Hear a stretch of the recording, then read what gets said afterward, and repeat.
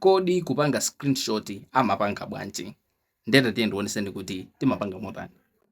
Ndi njira yoyamba imene timatengera screenshot ndi phone yathu ikakhala chonchi ndikuti timapanga chosisira volume down komanso power button pakamodzi nkupanga chonchi.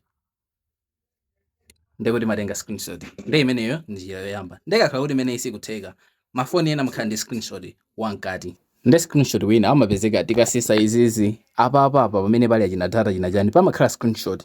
Ena ngati apa pasapezeka umapita mbali naye. Komano ngati mbali zonsezi palibe ndikuti umapita apa pa plus kenako umayang'ana mmwambamo. Ndikuti yang'ana pamene pali screenshot, ndi screenshot yo nduyu. Ndikuti umangonyamula ndikumuyika malo amene aliwonse amene ukufuna. Ndi ineyo ndakonda kuti akhale apa ndipo ndimika amenepa ndopanga done. Ndikuti ndikafuna kutenga screenshot ndizingodina apa chonchi. Ndikuti izitenga screenshot. Basitu kupanga kwake ndi kumene koko. Ndi mu video iyi timayankha funso lokuti